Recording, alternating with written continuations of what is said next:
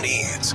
Now from the Stifel Financial Sports Studio, here is Tom Ackerman. Coming to you from downtown St. Louis, we are still the best baseball city in America, but we have been bruised over the past, few years or so, really going back to 2015 when the Cardinals were a 100-win team and they lost in the postseason. Who did they lose to?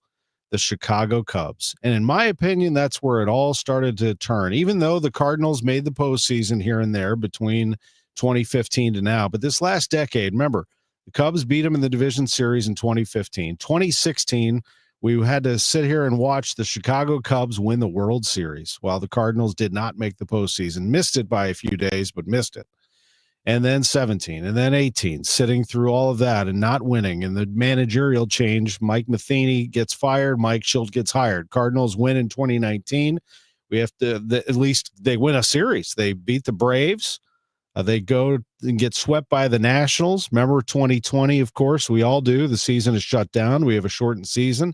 Dodgers win half a title. Cardinals get knocked out. 2021, Cardinals just make the playoffs enough, but get knocked out. 2022, after Schilt gets fired, Ollie Marmol gets hired, and along comes Albert Pujols, who can't hit in the first half of the season. Somehow, during the home run derby, right around this time of year, All-Star break, he goes absolutely nuts. Cardinals make the playoffs and get beaten by the Phillies in their own ballpark. After a promising year and all that stuff, the division title and everything, losing season in 23 and last year just trying to figure it out and a winning record, but not to where they wanted to be. And it's all the Cubs' fault in 2015. No, it's, but that's been part of the anger of Cardinals fans, I think, is the fact that the Cubs did some of that early and the Cardinals did not. And the Cardinals just have not lived up to what their fans expect. They expect to compete for world championships. They've won 11. They won in 2011, and that's the last time. They went in 2013, lost to the Red Sox. The Cardinals are one of the great and most successful franchises in sports.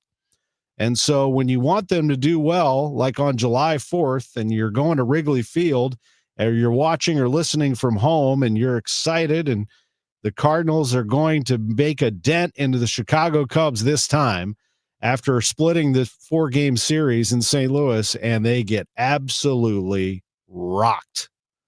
Rocked to the point where they had never given up that many home runs in a game in their history. And the Cubs hadn't hit that many in a game in their history. And here comes Saturday. And if you went to bed on the 4th, happy because you're with family and friends and it's the 4th of July, but a little part of you was ticked off because the Cardinals got absolutely thumped. Your love for baseball was renewed on Saturday, because Saturday, I am here to tell you, folks, was one of the great baseball games. And the Cardinals and Cubs play these type of epics all the time at Wrigley Field and sometimes at Busch Stadium. But Wrigley Field seems to be where the adventure takes place. And an adventure right off the bat when Nolan Arenado gets scratched at the last moment because of a shoulder impingement. So here comes Thomas Saggese. And what does Saggese do? Well, the Cardinals need something here. They are begging for something, and Saggese, right off the bench, the starting third baseman, does this. Flexing on 1 and 2. Saggese wraps it to right field. That's a hit. The Cardinals are going to get one run. Coming around third base, Wilson Contreras. And the throw comes into the infield. Contreras scores 2-0 Cardinals. Thomas Saggese breaks an 0 for 19, driving in 2. And he makes it into second. John Rooney with a great call on KMOX. Bottom of the second, Michael Busch hits a home run, and it's 2-1 Cardinals. Michael Busch is just red hot. Of course he is, against the Cardinals right at the wrong time, and it's 2-1. But you know who else has been heating up here in the month of June and into July? He looks really good. He is Nolan Gorman. Gorman flied out to left his first time. The next pitch to him is hit towards left center field. He may have gotten enough of that one, and he did.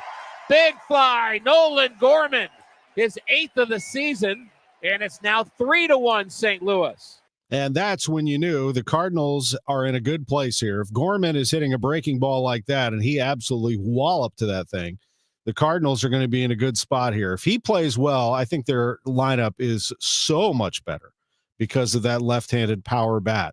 He would deliver later.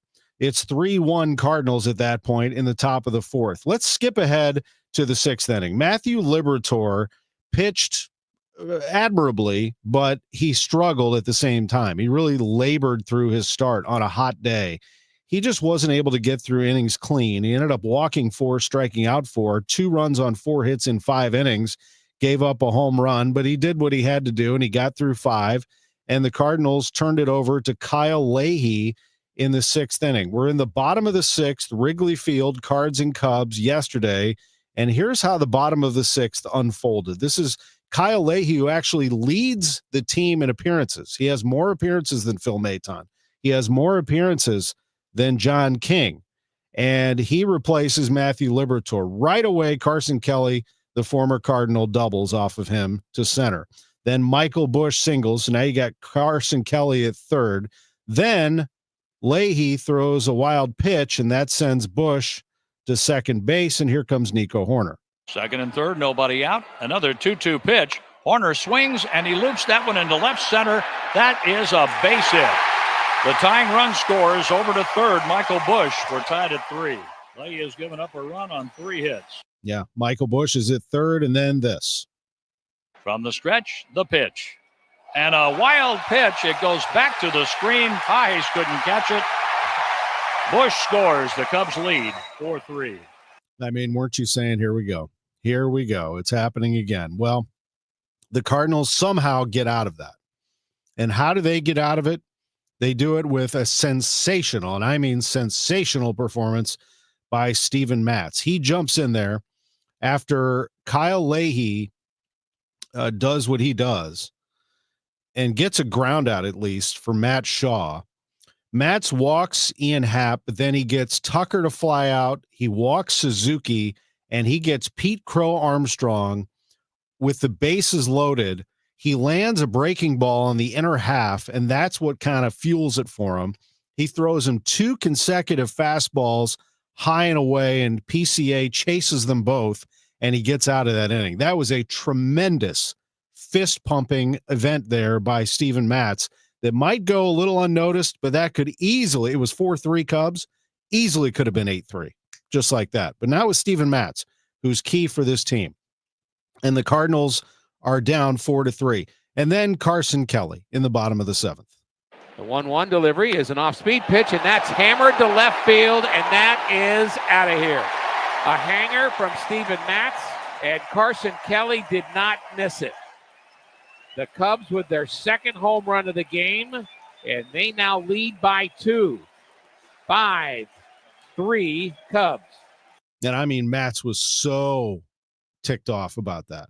He gets the strikeout of Busch. He gets Hoerner to pop out, but man, he is shouting into his glove. He's screaming. Matz is a pretty cool customer. He was mad that he gave up that, and it's 5-3 Cubs. And again, you're thinking, here we go. You know, that's it. That's it. No, not with this Cardinals team. This Cardinals team is different. There's something about this 2025 team. They frustrate us. They go through cold spells, but then they do things like this that starts to reel you back in. Brad Keller's the pitcher in the top of the 8th. Wilson Contreras flies out. Here comes Alec Burleson. The pitch. There's a swing and a drive to deep center field. Armstrong back to the wall, and it is out of here. Burleson hits a home run, and it's a 1-run game. It's 5-4 Cubs, and there's still more to come. There's 1 out. Thomas Sajaci singles to right, and this was another one that's going to fly under the radar, but this is a great job by Lars Nootbaar. The pitch. Nootbaar bunts it up the third base line, and it's going to be a hit. The pitcher, Keller, gave way so Kelly could pick it up. Both of them missed it, and it's a bunt single for Nootbaar. Now Sajaci is the tying run on second for Nolan Gorman. Nolan Gorman is up next. After that mishap, here's Gorman. The pitch. A swing and a base hit to left field. Being waved around third base, Thomas Sajaci. He's going to score. The throw goes for third. First and third, 1 out. The Cardinals have tied the game at 5. Nolan Gorman, his home run was great. That's even better. A big-time hit in a big-time moment. He hits it to left. Remember, Nolan's starting to hit to the opposite field. He's been doing that a little bit more, and it's a big hit. Now, Nootbaar's at third, and I said to my daughter, who was standing in the room at the time, When Joel Pozo came to the plate, I said, they're going to take the lead here. He will get that runner home. If one thing Pozo can do, it's make contact. And he's had some big pinch hits.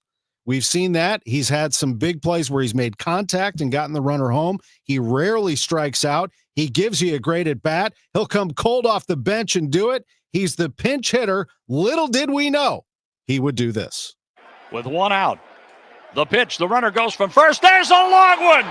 Left field. It's a goner out of Wrigley Field. Joel Pozo with a pinch 3 home run. Unbelievable. 419 feet over the wall and onto Waveland Avenue. He launched it at a 34-degree angle. He hit it 105.9 off the bat. Joel Pozo, we're going to hear from him in just a little bit, with a tremendous home run, and the Cardinals take an 8-5 lead, and then the bullpen. They have to have it. JoJo Romero comes in, does his job, although Seiya Suzuki doubles off of him, and that ends up making it an 8-6 game. So things get a little tighter, although Pete Crow Armstrong grounded out. Again, he makes the final out of the inning, and we go to the ninth. Cardinals aren't able to add on. They're up 8-6. You turn the ball over to Ryan Helsley. Helsley gets Swanson to fly out to left. He gets Kelly to fly out to left. And the last chance, as Mike Shannon would say, old Abner has done it again, although all you had to do is get one more. You're up 2. Just get this guy. Forget it. Go at him. Go get him. Michael Busch facing Ryan Helsley. From the stretch, the pitch on the way. Swing and a miss. That's a Redbird winner. Pumping his fist, Joel Pozo. He was able to tag Busch out, picking the ball out of the dirt. Pozo embraces Ryan Helsley. The Cardinals come out of the dugout and celebrate another comeback win on a Saturday. The Cardinals are 11-2 on Saturday. They're 4-1 in the Victory Blues. That's a big-time win right there for the Cardinals. For 5.5 out in the NL Central, could have been 7.5 really easily. They win the game 8-6, and now they play an evening game where they can win the series. Eric Fetty's got to be much, much, much better. He'll be facing Matthew Boyd. We have it at 5:10, pregame at 4:15. Wanted to guide you through that in case you were out and about, in case you just got to see a little bit of the game. That is pretty much the story on Saturday in one of the great wins for the Cardinals this season. Had to have it, got it, and boy, would you like to get tonight. When we come back, Joel Pozo, Ollie Marmol, Matthew Liberatore, their comments in reaction to yesterday's win. I'm Tom Ackerman, sports on a Sunday morning from the Stiefel Sports Studio. 104.1 FM, KMOX, News, Talk, Sports. We sell siding, windows, doors, and decking by the truckload. My name is Julius Krasanik, celebrating 53 years in this business. Our company is Wholesale Siding Depot, and our seasoned customer service group has over 200 years of combined siding, window, door, and decking knowledge. My grandson Elijah says, "Are you kidding me?" The brands that we sell are durable, maintenance-free, and energy-saving. Featuring Anderson, CertainTeed, Viwinco, Provia, Masonite, TimberTech, and others, offering the best selection of styles and colors available in this industry. And better yet, our prices are wholesale every day. Last, our Peace of Mind initiative also includes a free contractor referral service to take care of your installation concerns or needs. You are just one click away from keeping it local, family, and professional. Please visit WSDepot.com. That's WSDepot.com. Hey guys, Glover here from my good friends at Ophthalmology Associates. So my doctor is Dr. Greg Birdie, and he's my doctor, and he is my friend. He is a very, very good, very thorough doctor. His longtime partner, Dr. Malhotra, Dr. Royer, Dr. Brisati, they are the doctor's doctors. Why do they call them this? Because about 250 local and regional doctors go to the doctor's doctors for their eye care. Now, are their eyes more important than yours? No, of course not. But it's a real indicator that they are legit when other doctors go to them when they could go anywhere in the world for their eye care. Whether you're there for a comprehensive exam or you're there for a surgical consultation on LASIK or cataracts, you're going to be treated with respect and professionalism every single time. Call 314-966-5000 or log on to youridoc.com. That's 314-966-5000 or your eyedoc.com for the fine doctors at Ophthalmology Associates and the Cornea and Laser Vision Institute. 314-966-5000 or your eyedoc.com. I'm Ed Evans, CEO of Consumer Cellular. No, we're not one of the big guys. Truth is, we don't want to be. If you're over 50, Big Wireless probably has you paying for more data than you might need. You could be throwing away thousands over a lifetime. We're not here to be the biggest. We're here to bring you something we believe is better. Our plans start at just $20. You'll get the same fast nationwide coverage without the big wireless bill. Call 1-888-FREEDOM, visit consumercellular.com/facts or a store near you. Plans include $5 credit for auto pay and e-billing. See site for additional facts. Hey, Green Gobbler here. So you've got a clogged drain in your bathroom. Water in the sink's overstaying its welcome. You're spitting today's toothpaste on top of yesterday's toothpaste. You hope that it go away. Yeah, clogs don't just go away. I make them go away. I'm Green Gobbler, the only clog dissolver you need. I'm bleach-free, safe for your pipes, and I work. Guaranteed or your money back. Because I never met a clog that was going to unclog itself. Green Gobbler. Let the gobbler get it. Cards manager Ollie Marble joins the Gas House Gang every Tuesday at noon. Sponsored by Siteman Cancer Center on the voice of the Cardinals. 104.1 FM, KMOX. Now, back to the Gray Bar Sports on a Sunday morning on 104.1 KMOX. From the Stifel Financial Sports Studio, here is Tom Ackerman. Well, hope you enjoyed that. We don't do that very often, where we just stretch out and give you all the highlights of the previous game, especially when it's that good. Cardinals beat the Cubs yesterday 8-6. Joel Pozo with that 3-run bomb that is being talked about all throughout Cardinal Nation this morning. Let's hear from Pozo with our Mike Claiborne. Well, here we are again, our player of the game, Joel Pozo. Once again, my friend, you seem to find time for the dramatics. Talk about that at bat, because first of all, it went deeper than you normally let it go.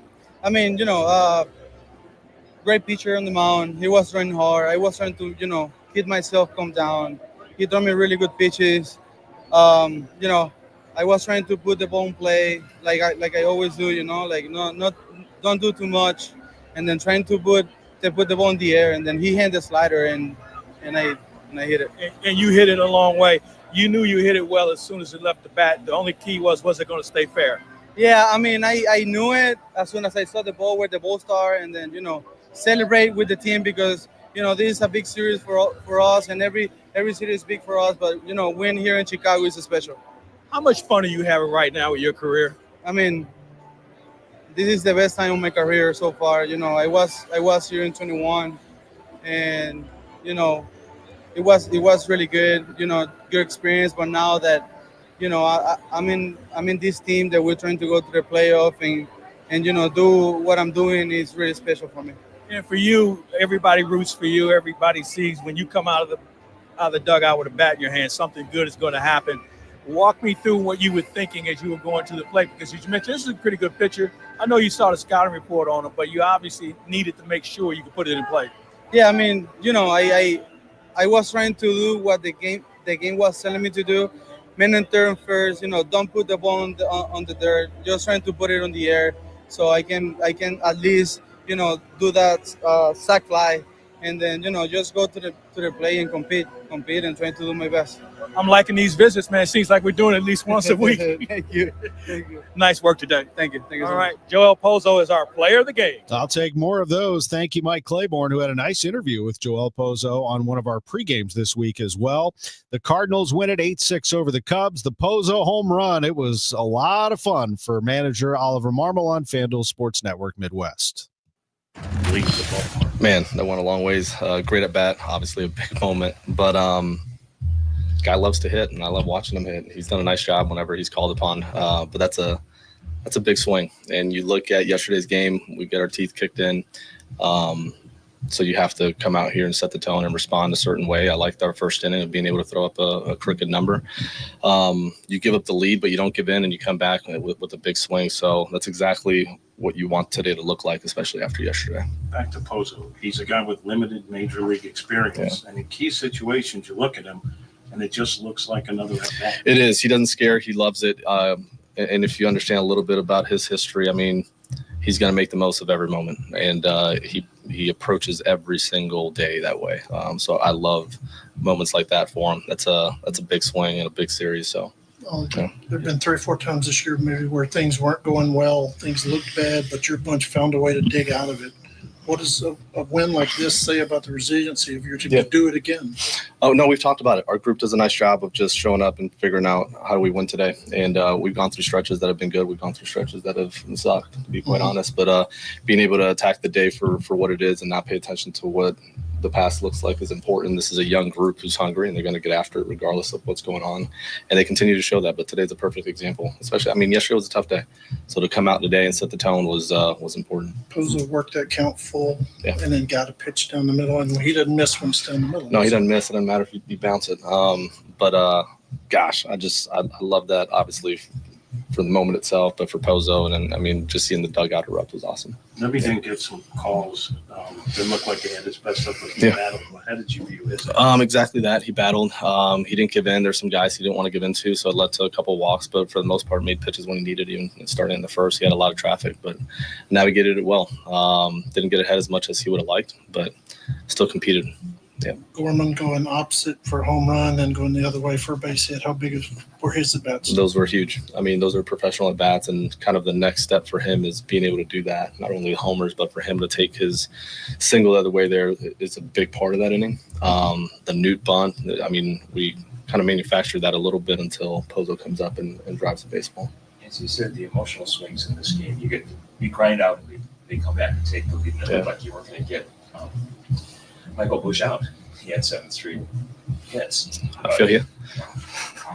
Yeah. Were you worried about that? Worried about which part? He was going to get out eventually. I was hoping so, yeah. Yeah. You have anything more on Nolan? Not yet, no. I'm going to meet with AO here in a minute, but I know it was obviously enough for him not to be able to go today. So we'll take a deeper look and have an understanding if we're looking at day-to-day or anything beyond that. Was it happened this morning? No, it happened yesterday. He felt it on a swing, and I'll have a much better idea here as soon as we're done. Yeah. That's the JC getting plugged in there and then coming through with the lead. Yeah, the game will find you, that's for sure. So he comes up and drives in too early, which was awesome. We needed to kind of score first and get downhill, so it was nice. And again, that's Ollie Marmol. Thanks to FanDuel Sports Network Midwest for feeding us that. And it sounded like a Chicago reporter. I didn't recognize the reporter asking about Michael Busch. Ollie just kind of deflected that one away. And then answered the Nolan Arenado question, which we all have, which we'll ask John Mozeliak about here in an hour, how he is doing. Arenado with a shoulder impingement, something that was really bothering him before the game, and so late scratch. So JC comes in, does the job, and the Cardinals win the ball game 8-6. Let's listen, Drew. Play me a little bit of Matthew Liberatore. This is the starter yesterday, Libby. Sticky situations there in the first couple innings, and was able to do a good job of limiting the damage and not giving in, making pitches when I needed to get out of it. And offense did a great job of giving me another lead yet again, and then continuing to tack on after I came out of the game. What do you think about how this game transpired in the last 4 games? It did feel a little bit of a grind, both on both sides of the ball, a lot of back and forth. But the resolve that this team has showed throughout the season, for it to come through again at a time where you guys needed it, you do a nice job of holding the score where it is. What does that do for the Cardinals coming off of 4 games that weren't necessarily great? Yeah, I think, full season's full of ebbs and flows, and you can't expect to beat your best every single day. And, I think this team is really good when maybe we're not at our best, and we do have to grind a little. And you can tell that there's no give in from the guys, even when we haven't scored a bunch recently or maybe haven't thrown the ball well recently. I think everybody shows up to the park the next day with the mentality that we're going to win this game, and we always got a shot. That's well said right there by Matthew Liberatore. That's a good way to wrap it up. He's a wise young man, and he talked very succinctly, I thought, there about how the Cardinals are. They're a bunch of scrappers. They've just figured out, kind of like me on the golf course, Drew. I'm best when I'm shooting back into the fairway out of the woods and getting myself in position. I just scramble out there. But the Cardinals find a way, don't they? We'll see if they can find a way tonight. They're going to have to be at their best. Eric Fetty's on the mound and Matthew Boyd's on the other side. When we come back on the other side of this break, Chris Blair, General Manager, Worldwide Technology Raceway on KMOX. At CertaPro Painters, we know that a happy place comes in many colors, like ones that inspire a sense of wonder, or a new flavor that makes life just a little bit sweeter, or one to celebrate those moments that lift you to new heights. With thousands of 5-star reviews, you can trust us to bring happiness home. CertaPro Painters. That's painting happy. Each CertaPro Painters business is independently owned and operated. Contractor license and registration information is available at CertaPro.com. Bill Wamsley interviews Chad and Lisa. This property, for you to have done what you've done, won the award, changed it around, done all the re-up, has got to be worth a lot more. We purchased it for $8.275, and it's worth $19 million now. So Wait, whoa. That is incredible. I can see why you won an award, and that's great. Lifestyles Unlimited. Over 33 years teaching the real estate retirement roadmap. Text the word radio to 88007 for a $297 membership. Save $443 off the regular price. Text radio to 88007. Hi, I'm Jim Brennan with McKelvey Homes. Did you know that McKelvey builds custom homes on individual sites throughout the metropolitan area? We have sites in prime locations from Rock Hill to Wildwood, including several in the coveted Ladue School District. Experience why many have chosen McKelvey Homes with our legendary quality and personalized service to build their dream home. Visit our newly completed Turnberry at 19 Beaver Drive, just north of Ladue and east of Lindbergh. It is loaded with features and now open. Visit McKelveyhomes.com and move up to McKelvey. Attention, have you racked up $10,000 or more in credit card debt? Are you barely getting by making minimum payments? With credit card debt reaching all-time highs, National Debt Relief is notifying consumers about significant debt relief options currently being made available to help those with overwhelming credit card debt. These options may reduce a large portion of credit card debt for those who qualify. You don't need to declare bankruptcy or take out a consolidation loan, and you may only have to pay back a fraction of what you owe, even if you have bad credit. National Debt Relief has already reduced the credit card debt for more than 550,000 consumers, so don't wait. If you owe $10,000, $20,000, or even $100,000 in credit card debt, you can now take advantage of this financial debt relief as the cost of living continues to skyrocket. To check what debt reduction you may qualify for, call 800-207-4545. That's 800-207-4545. Once again, that's 800-207-4545. KMOX Weekend at your service, sponsored by Air Comfort Service Heating, Cooling, and Insulation. Now, back to the Gray Bar Sports on a Sunday morning on 104.1 KMOX. From the Stifel Financial Sports Studio, here is Tom Ackerman. Brad Keselowski joins us on KMOX testing at Worldwide Technology Raceway for the Enjoy Illinois 300. How'd it go? Good. Long day. It's really hot here in the St. Louis area, but the tests that we do are really for two purposes. It's to make sure the tire and the track combination is right, and two, to help our team when it performs for the race when we come back here in a few months. So we're certainly checking those boxes and feeling really confident when we come back. You have a great history here. Take me back to your first times coming here. Yeah, I remember my first race here in 2004, which was a real thrill. This track is so unique. It's got its own feel to it, the way it drives. The two ends are completely different, and from above it looks like a really simple oval, but in the race cars it's anything but that. Very challenging to get the cars or trucks to drive well, and you really got to kind of manhandle them. And then the pit strategy, which last year you got very close. I mean, you finished third, and obviously you liked what was going on there. Yeah, we had a shot to win last year and had a few issues that put us behind, and recovered really well towards the end of the race, and that was a fun race for us. It is a long season, but it ends for a select few in the playoffs. Can you describe to fans here who will experience this for the first time what that's like? Yeah, NASCAR's version of the playoffs is a little different than other versions, but ultimately, every 3 weeks that the field kind of shrinks, and last thing you want to be is looking from the outside in. So with this race being one of those events that shrinks the field, there's always a little extra pressure. Appreciate the time. You're welcome. That is Brad Keselowski. Also had a chance to talk to Kyle Larson, one of the best in the business. Kyle, you were part of the announcement back when they announced that a cup race was coming here. You know Curtis and Chris and everybody well.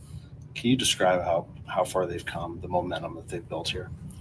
Yeah, I just think, this place is, it definitely deserves a Cup Series race. I feel like the fan base here in the Midwest is amazing. They like all forms of racing, but especially NASCAR. And, the stands are packed here, even when the weather hasn't been that perfect, in the past. So I think moving it later in the year, the weather should be even better, and the crowd should be, even much more or that much more lively. So yeah, I look forward to it, and yeah, I think it's good for our sport to be here in St. Louis. Good to hear from Kyle Larson. Brad Keselowski, pretty good endorsement for the Executive Vice President, General Manager of Worldwide Technology Raceway. Chris Blair, how are you, Chris? Good morning, Tom. I'm doing great. It's we're 2 months out as of today for the return of Xfinity, so the countdown clock is on. Yes, we are. Good to hear from those guys. You were there for their testing at the track, and it's always nice to hear from two of the giants of the sport talking about your track. Yeah, it really is. Brad's been there for so many years and been part of so many historical finishes there, and it's great to see him come back and be excited about racing here in St. Louis. And then too with Kyle, and Kyle admits this isn't one of his better tracks, but he got so many laps in the other day during that test session. I think he's going to be pretty much dialed in by the time the race actually rolls around, because he was in the car all day long for 2 days, and he was just making lap after lap. So I'm sure he learned a lot of things about how to get around this racetrack. Those two, Brad Keselowski and Kyle Larson, are right next to each other, different rows, but in positions next to each other in the Grant Park 165 today, the street race in Chicago, a unique situation. I know that they have street races among the circuits, but this one to NASCAR creates a lot of buzz, doesn't it?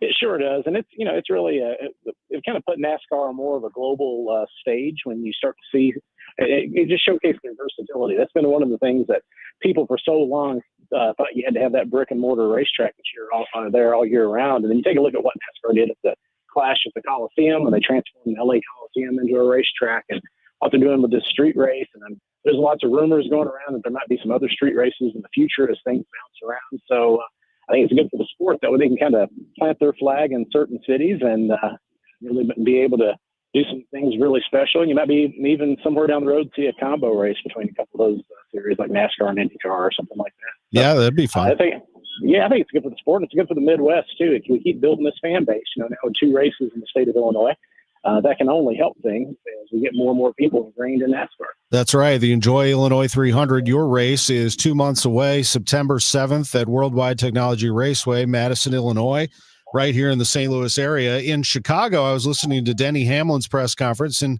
he was asked about future street races and discussed that situation, but also the opportunity for branding. He said they had one partner activation at the yacht club, and then they were going to go over to the Jordan brand party. And, he's involved, of course, as we all know, with Michael Jordan. There's a lot of people still putting their name on these NASCAR teams, and who knows what the future is, but I think that is part of it right there. Just expanding the audience as best you can. Well, and that's one of the good things when you take a look at what they're doing there. They're taking it to downtown Chicago. When you come to St. Louis, you're near downtown St. Louis, but the majority of the other races around the country, with probably the exception of Indianapolis, everything else, they'll say it's in a particular town, but it's really 50 miles outside of town. So having the ability to do those activations at the center of businesses, at the center of the sponsorships, really getting to engage the community, it makes it a whole lot easier than trying to load everybody up on buses and ship them out to be a part of something. So there's a lot of positives that can be made from being close to downtown, right in the center of the action. You heard me ask Kyle Larson there about being our guest for that opening kickoff at Ballpark Village when we announced that the Cup race was coming to St. Louis. And ever since then, boy, he's been good to you, hasn't he? Signing autographs, Ballpark Village, people have come by. I know you have a lot of things planned that you're going to be announcing here pretty soon as we're 2 months out. Yeah, and that's one of the great things about a lot of these drivers. We've got a core group of drivers that they cut their teeth racing around here, racing at tracks like Little Belleville or Tri-City Speedway or Peevely, the 55 Speedway with the World of Outlaws. And, Kyle Larson, Christopher Bell, Alex Bowman. There's so many of these guys that they raced around here.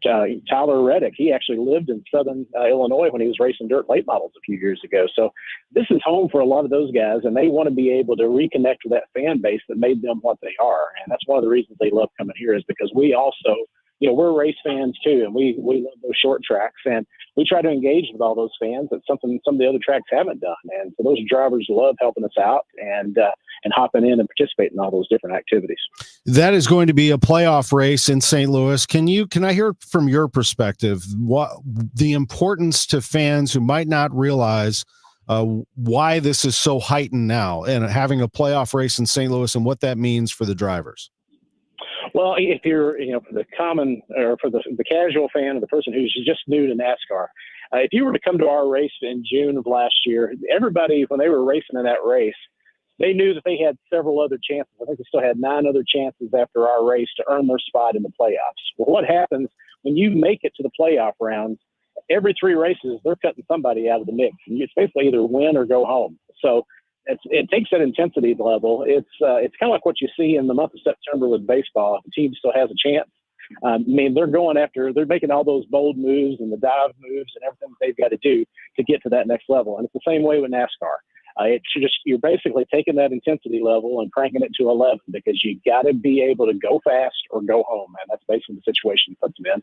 And so you're going to see incredible racing all over the racetrack from the start to the finish. There's no laying back and waiting. You have to go. And then finally, Chris, in my partnership with you, and ever since I've known you, you and Curtis and your great crew have made this an event. It's not just a race, and the race itself is awesome. The guys love driving, as Brad said, that tight 1 and 2 and a little more open 3 and 4. It's a different kind of oval, but you're trying to make it a different kind of event for St. Louis, kind of everything all wrapped into one: food, music, and racing. Yeah, and that's one of the great things about the partnership of Worldwide Technology and David Stewart and the Stewart Family Foundation.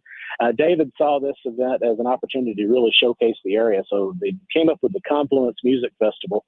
And over the course of the next couple of weeks, I think we're going to make our first announcement this Tuesday about the musical acts that we're going to have.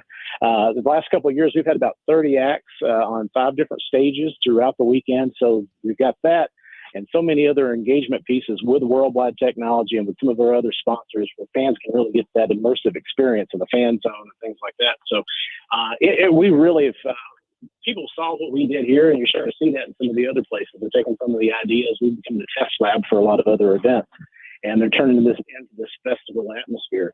And, we've got some more great things coming. Everybody's excited about it. And each year, Dave and his team have a tremendous amount of enthusiasm for this. And just when we think that they're satisfied, they come in and they crank it up a notch. So we're going to be having some great announcements coming up about all the great things that are going to be going on that are included with the race ticket to the event. That's awesome. That's going to be September 6th and 7th. It really starts on Friday, September 5th. The race is September 7th, but you mentioned Xfinity is on the 6th, and so much going on during that weekend. By the way, the Cardinals are in town that weekend. They're taking on the Giants, so there will be a lot of opportunity to do some things sports-wise downtown and 5 minutes away at Worldwide Technology Raceway in Madison, Illinois. It's going to be big time, and that's the weekend after Labor Day. Remember, folks, Labor Day weekend actually starts August 30th this year. Labor Day is September 1st, so it's the weekend after Labor Day weekend is the NASCAR Cup race, the Enjoy Illinois 300 here in St. Louis. Appreciate you, Chris. Good to be with you, and enjoy the race in Chicago. We'll all be watching. All right, Tom. Take care. We'll talk to you soon. Thank you. Chris Blair with us on KMOX Sports on a Sunday morning. When we come back, Doug Armstrong, Blues general manager, breaking down the latest moves by the team. I thought they had a pretty good week, actually. Back in a moment on KMOX. Hey, it's Debbie Monterey in studio with Gloria Liu, broker, owner of Your Home Sold Guaranteed Realty and St. Louis's real estate expert. Gloria, while most agents make big promises, you're known for your upfront written guarantees. My name is My Promise. While many agents promise you an unrealistic sales price just to get your business, I'll provide you with an upfront written guarantee stating if I cannot sell your home for 100% market value, I'll pay you the difference. Gloria, that's what sets you apart from others and why I recommend you. Folks, why risk working with just any agent when you can work with the best? Gloria Liu guarantees your sale price upfront and in writing. Absolutely. And if I don't, I will pay you the difference. The agent you choose in this changing market matters and could cost you or make you thousands. Sell your home with certainty, confidence, and for 100% of market value, or Gloria will pay you the difference. Call 314-325-6888 or visit GloriaHasTheBuyers.com. That's GloriaHasTheBuyers.com. Gloria and seller must agree on price and possession date. 2 legendary bands, 1 epic night, collective soul, and live by bringing the rock to St. Louis. Catch Cancer Summer Unity Tour at Hollywood Casino Amphitheater, July 17th. With special guest Braylon James Rue. Don't miss your chance to hear such hits as Shine, December, I Alone, and All Over You. Collective Soul, and Live. Tickets can be found at Ticketmaster.com. For more info, KMOX.com/events. I'm Tom Ackerman with this month's Siteman Cancer Center Spotlight. This is National Cancer Survivor Awareness Month, and we are joined by Dr. Lindsay Peterson. Their emotional needs, they are financial needs, they are physical needs, spiritual needs. So really, we have to look to address all of these different areas because they can be quite impactful for patients throughout their journey. Thanks to Siteman Cancer Center, national leaders in cancer. For more information, go to siteman.wustl.edu. Summer is here. Time to enjoy baseball, barbecues, and the shade of your trees. When it comes to tree care, call the certified arborist at Gamma Tree Experts. Hi, I'm Tim Gamma. Protect your valuable trees from storm damage or devastating insects such as the emerald ash borer. Knowledge and quality are hallmarks of our reputation. For pruning, spraying, fertilization, or removals, call Gamma Tree Experts today at 314-725-6159 or visit us at gammatree.com. Your trees deserve the best care. Now, back to the Gray Bar Sports on a Sunday morning on 104.1 KMOX. From the Stifel Financial Sports Studio, here is Tom Ackerman. Well, the Blues had a pretty good week, I would say. They ended up making the deal, Zach Bolduc for Logan Mailloux. Now, we'll see if Mailloux ends up being the defenseman. They hope top four defenseman. He's young. He's got some size. He's more, I'd say, offensively skilled at this point in terms of his reputation than defensive-minded, although he's gotten better at that. He is somebody you can put on the power play. They really like him. Mailloux had to give up a good one in Bolduc to swap 22-year-olds. But we'll see what happens there. Then they get Nick Bjugstad, who basically replaces Radek Faksa as a fourth-line center. Still in search of their second-line center. He could be on third line, second line. I think he's pretty good. It's P.S. Suter, who played for the Vancouver Canucks last year and scored 25 goals. Sort of had a breakout of his career. They like him a lot. Here's GM Doug Armstrong.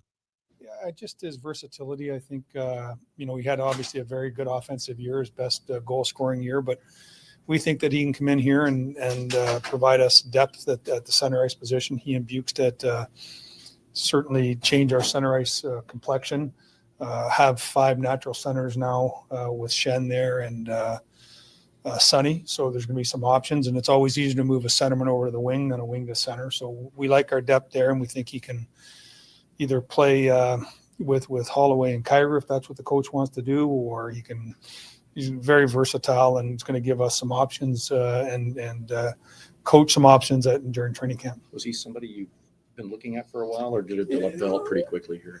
He was on our list of centermen to discuss, and then when the market hit, we really connected hard on the night of the first. Then we had we did our due diligence with him. He did with us. We had a conversation on the second with the coach and the player and myself, talking about the city, talking about his role, and he felt very comfortable. And I think it's a great opportunity for him. He's still young. It's a 2-year deal. We were, if we want to start the season with Krug on our roster, and not go into summer LTI. It was only X amount of dollars that we had. We can accomplish that now. And we're excited. And with the caveat, it only takes one phone call, but I would say our roster is pretty well set now. When you look at Suter's overall game, I think his defensive metrics are pretty good. His penalty killing numbers are there. What led to his offensive boost this past year, you think? I think opportunity. We talked to, as I said, I don't want to say who we talked to, but our guys are well connected around the league. That's the fortunate part of having so many ex-players there. They have contacts, and I think he was asked to do a bigger role in Vancouver this year, and he took that responsibility. And his shooting percentage was high too; it was 18%. But we didn't look at that as the sole reason as a goal scorer to bring him in. It's just his 200-foot game.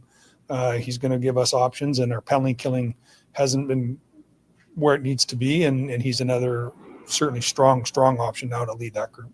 And talk about his shooting percentage. It seems like a lot of that has to do with in and around the net, something I'm sure that as an organization you're going to like. We would love to start no, not start.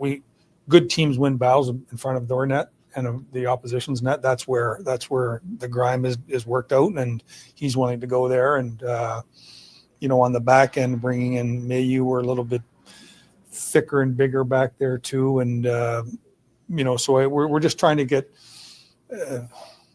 as accomplished as we can in the harder areas of the ice.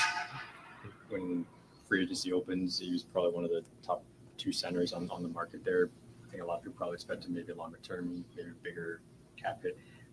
It's going to sound goofy, but why do you think you're able to get him at this contract that you guys did? Well, I think that was a conversation with the coach. It's the ability to bank another solid season. The cap is going to, when he's free, I think the cap's going to be $113 million, and he's going to be still relatively young. And so it's an investment in his future. He's making an investment in himself to come in here and play an important role. And then whether it's next summer or at some point in the future, we're going to be able to talk to him about a longer term deal. And the more layers you have of success, the more likely you are to get paid. And I think we provide the opportunity for him to maximize his earning potential. And I think he sees that. Now, our job is to provide that for him, and his job is to take advantage of it. You get the sense that they were comfortable right from the get-go with the shorter term, I guess. I think they were comfortable because,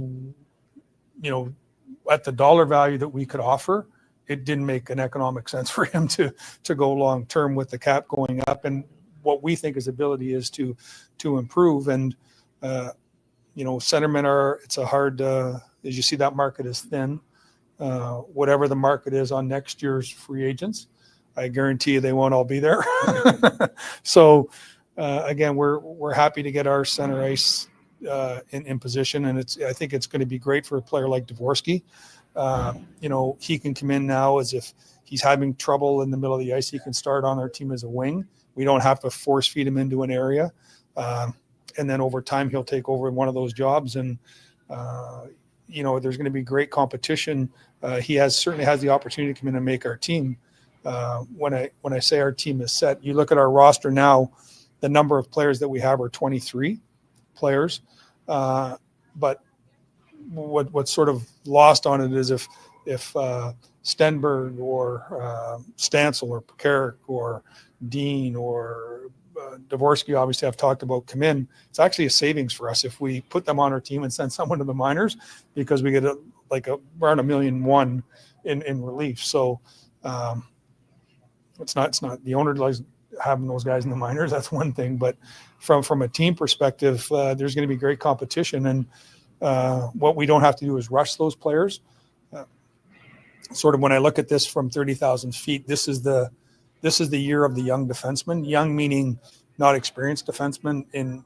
On the Blues right now, you have Tucker is going to get an opportunity to be a full-time player. Mayhew's going to get an opportunity to be a full-time player. Kessel's in that group. Broberg just turned 24. And you look at that forward group, they're probably a year away.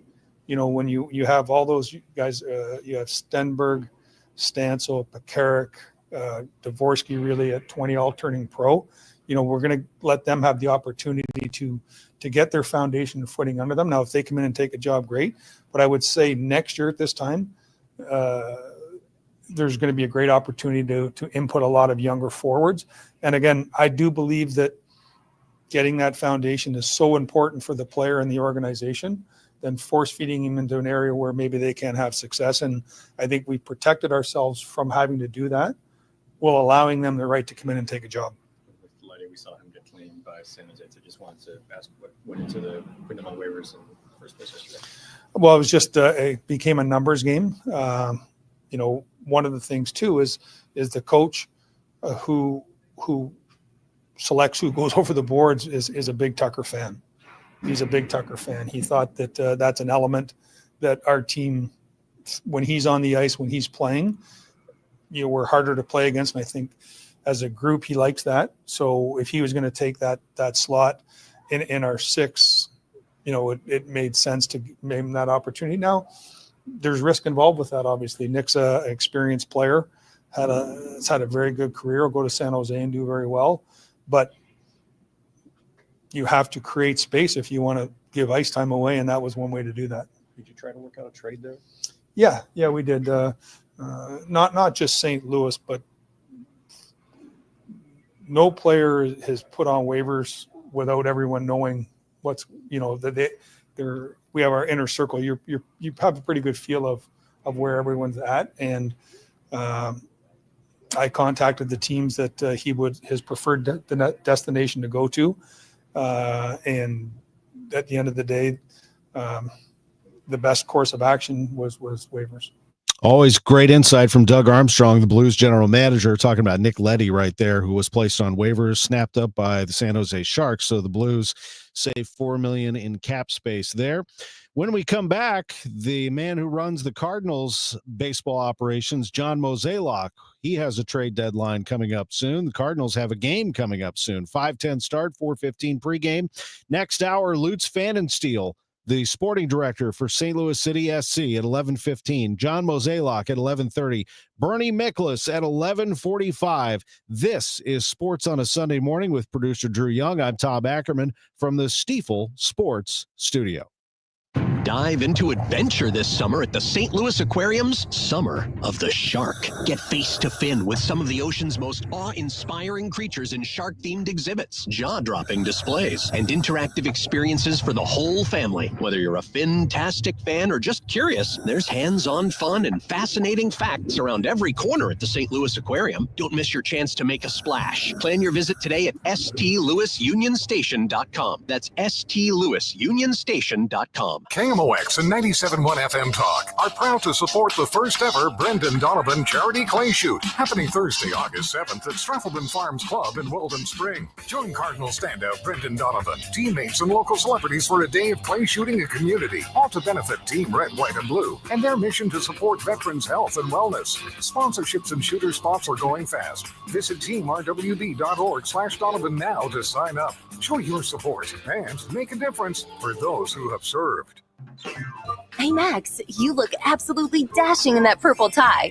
Ready to harness the world? You bet, Daisy. I'm ready as I'll ever be. And might I say, your purple tie really pops with your vest. Thanks. I almost went with a cape, but didn't want to come across as pretentious. Nonsense. Anyone in our line of work should rock a cape. You might be onto something, Max. Phew, so here we go. First day on the job. We've got this, right? Right. Don't forget, we both graduated from Dogs Inc. with honors. Which means I can guide my human around a busy city with ease. And I can give my human a restful night. I hope my human is kind and loving. And I hope mine likes wet kisses and zoomies. Ready to make a difference? Born ready. Let's go. Discover how extraordinary dogs like Daisy and Max change lives at no cost to the recipients. Visit dogsinc.org. Here at the Almond Joy Factory, where tropical vibes abound, we use soft, fresh-tasting coconut. The crunchiest almonds and delicious chocolate candy. Ah, but do you know what our most important ingredient is? Sometimes you feel like a nut. Sometimes you don't. Almond Joy's got nuts and something even way better than that. Yes, Almond Joy is made with almonds and joy. Career changers, including veterans and active duty service members. Your transition starts here. Go from GI to IT in a matter of months. Become a certified cyber warrior with training at My Computer Career. Cybersecurity specialists are in high demand, offering IT pros great opportunities and a rewarding lifestyle while protecting our people, liberty, and treasured institutions from cyber threats. Deploy your career in IT today. Learn more at mycomputercareer.edu/CWP. SkillBridge and other VA benefits are available to those who qualify.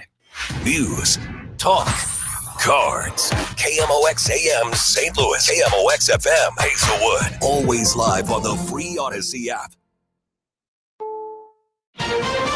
This is CBS News on the Hour, sponsored by O'Reilly Auto Parts. I'm Linda Kenyon. Tragedy in Texas following flash flooding, with Kerr County the hardest hit. As of 9 a.m. this morning, we've recorded 59 deceased in Kerr County. Among those who are deceased, we have 38 adults and 21 children. Sheriff Larry Letha giving that update this morning. Kerrville City Manager Dalton Rice also at that briefing. Everyone in the community is hurting. Rice says rescue and recovery operations are far from over. Search operations continue.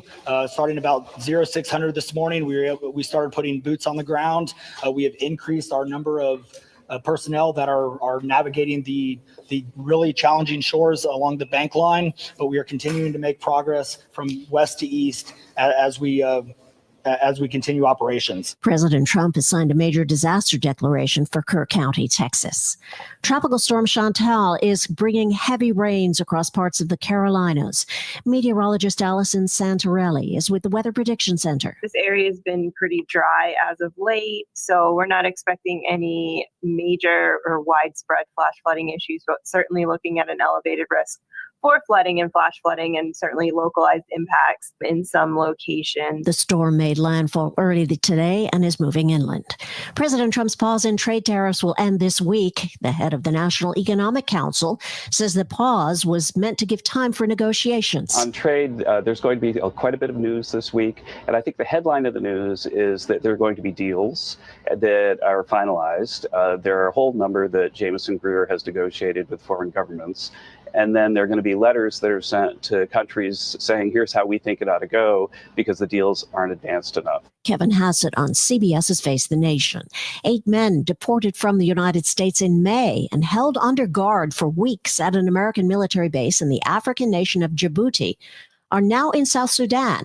The State Department advises against travel to South Sudan, citing crime, kidnapping, and armed conflict. The deportees had challenged their removal to a third nation. They are from countries including Cuba, Laos, Mexico, Myanmar, and Vietnam. An Israeli negotiating team travels to Qatar today for indirect talks with Hamas over a 60-day ceasefire. The outline of the ceasefire deal would see about half of the 20 remaining living hostages freed over 5 stages during 60 days. During that time, Israel will withdraw from most of Gaza, and large amounts of humanitarian aid will flow into the Strip. The renewed talks come as Israeli Prime Minister Benjamin Netanyahu meets President Trump. That's reporter Linda Gradstein, CBS News. Think O'Reilly Auto Parts for all your car care needs. Get the parts and service you need fast from the professional parts people at O'Reilly Auto Parts. At 11:03, it's mostly sunny and 90 degrees downtown at the Gateway Arch. Good morning, I'm Scott Jagow. Our top story this hour, several injuries reported after a small-town fireworks display went off prematurely. This is a fireworks display turned to chaos in the small town of Leadwood, about an hour south of St. Louis. Leadwood Fire Protection District Chief Charlie Lewis tells KMOX what caused the explosion. He had one, I guess, didn't get enough elevation or something hot fell into the barrel that he had all of his mortars in. And once it fell in and they started to go off, it just went off like a large stick of dynamite. Lewis says in total, 6 were injured. 5 suffered minor first or second degree burns. The 6th was an elderly woman who fell and struck her head while trying to flee the chaos. The fireworks show is put on by a private individual for Leadwood residents, allowing them to watch in a neighboring park. Sean Malone, KMOX News. 4th of July night is always busy for St. Louis City firefighters, but this year especially so. Fire Chief Dennis Jinkerson says he wishes people would celebrate responsibly without explosives, without fire, and without risk to neighbors. The St. Louis Fire Department call count was about the same as last year's, 631, but Jinkerson says it was the number of illegal fireworks-related fires that rose sharply, up 61% to 140. He says this year's data indicates how quickly celebrations can turn into emergencies and strain the department's resources. Brad Choate, KMOX News. This weekend, Elon Musk vowed to move ahead with the creation of a third political party. He's calling it the America Party. KMOX political analyst Hancock and Kelly think it'll be tall mountain to climb. Here's Republican John Hancock. You can't just create a political party out of whole cloth. The closest we've come in our lifetimes was Ross Perot and the Reform Party. He had one competitive cycle, competitive. He got 19% of the vote for president, but you build a political party from the ground up. But Democrat Michael Kelly says the world's richest man isn't starting from the ground. Well, the one key thing, though, that Elon Musk brings to that fight is resources, and that's something that's lacked for third parties in the past. Hancock and Kelly agree extremism in the political system has created a desire for alternatives, but they believe the answers will be found in the two parties that already exist. Mix of clouds and sun today. We could have some thunderstorms later on, maybe a couple severe. High today around where we are now, about 90 degrees. Overnight, 73, humid. Tomorrow, 89, maybe a storm. Kind of the same deal on Tuesday and Wednesday. Right now, it's 90 in St. Peters, 88 in Florissant, and 90 downtown at the Arch. I'm Scott Jagow, KMOX News. From KMOX Sports, this is the Gray Bar Sports on a Sunday morning. Gray Bar, your distributor for electrical and datacom needs. Now, from the Stifel Financial Sports Studio, here is Tom Ackerman. Welcome back to the show. We will have Lutz, Pfannenstiel coming up in 9 minutes at 11:15. At 11:30, John Mozeliak. At 11:45, Bernie Miklasz. That's a consistent 11 o'clock hour. Those three know their slots, and that's where we put them. And when they say yes, we appreciate it. So they are all in today, 10 o'clock hour. We went down the rabbit hole of Saturday's game, the Cardinals beating the Cubs 8-6. Finally, some bright light after just a miserable time losing that game on Friday, getting shellacked, getting shut out by the Pirates. This has just been such a strange season. They started out poorly in April, and I kind of dropped my expectations for them. I'm just going to watch this team develop, and I'm just done thinking about, are they going to go win a world championship? I just, it is what it is. And then in May, they go 19-8. You're starting to feel good about it. And then they go 4-10. They flop at the start of June. Then they come back and they play the Cubs and they win the first two of the series. And then, in the middle of all that, we know they had taken down the Dodgers and all that. But they had lost some games. It's just back and forth and back and forth. So maybe we should have known that they would drop the next two to the Cubs and get shut out both times, then go to Cleveland and dominate them, then get blanked 3 times in a row by the Pirates, then get absolutely destroyed by the Cubs on Friday, and coming back and winning a crazy game yesterday. If they could pull a rabbit out of the hat and win this series today and beat the Cubs, that would be a nice way to get going here before the All-Star break. And then you have to figure out if you're a player at the trade deadline or not. Still a few weeks to go. John Mozeliak is with us at 11:30. But it was fun to recap that. Thanks to Kyle Larson and Brad Keselowski and Chris Blair to talk NASCAR with us in the 10:30 portion of the show. We heard from Doug Armstrong at 10:45 when he was talking to reporters about everything that they've done so far in the offseason. Really insightful stuff. If you want to go back and listen to any of it, Sports on a Sunday Morning podcast, just keep it in your car, on your device, and listen to it at your leisure. You can always download the Sports on a Sunday Morning podcast, but I would just go and subscribe to it. People certainly find it to be useful, I would say. Going back, sometimes you have to go to church or you're with family this morning and you're not able to listen to the show live. So it's just a way to do it. You can use the Odyssey app for that as well. There's a lot going on right now. So the Cardinals play tonight at 5:10, 4:15 pregame from Wrigley Field right here on KMOX. The NASCAR race that we were talking about, the Grant Park 165, is going to be on TNT today at 2 o'clock. Also in the state of Illinois, the John Deere Classic is going on, so we'll be keeping an eye on what's going on there on the PGA Tour. One more major to go, and that is the Open Championship. As the U.S. Open produced a surprising winner in J.J. Spawn, I wonder what the Open is going to give us. Will this be finally a chance for Rory McIlroy to come roaring back after his tremendous Masters win? It looked like he was just off his game except for the end when Oakmont got just about everybody. Rory had a final round, a really good one. The Open Championship coming up for him is in his home country of Ireland. So I'll be very curious to see what takes place there. We also are watching the start of college football buzz. I think that Illinois is going to be good. I think Missouri could be good. There's no doubt that they have the gauntlet of the SEC schedule every year, and Illinois has to deal with the Big Ten. I feel like Illinois is on the rise. Missouri has found ways to win games. And will Bo Pribula or Sam Horn be the quarterback? Who is going to take charge there? That's an interesting thing to watch, no doubt about it. Wimbledon is going on right now. Center court has been active. There is going to be a lot to be determined here in the next week. The finals are next weekend. So right now we're talking about the quarterfinals of Wimbledon. There's just so much to cover in the summer.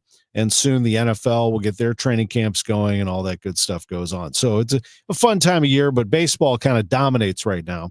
And before we get to Lutz Pfannenstiel and what happened to City last night, a 3-2 loss to Real Salt Lake, I thought I'd update you on the baseball postseason situation right now. So if you recall, there will be 3 wild cards from each league, in addition to 3 division winners. So there will be 12 teams that make the postseason. This is something they did a few years ago, revamping this postseason alignment for both teams. So the top 2 division winners in each league receive byes to the division series, just to remind you.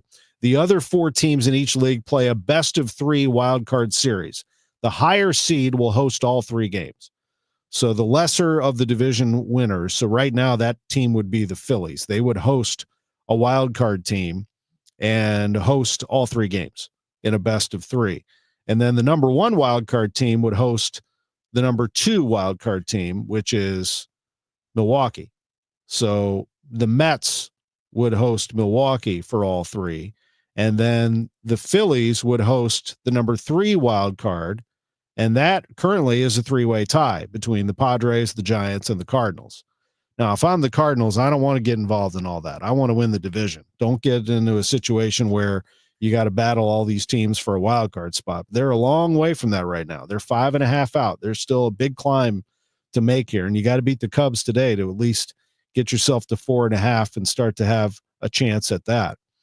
I know that some people are pointing to the Cardinals' schedule in the second half. Look, they just got swept by the Pirates and got shut out in all 3 games. So I don't care who they're playing.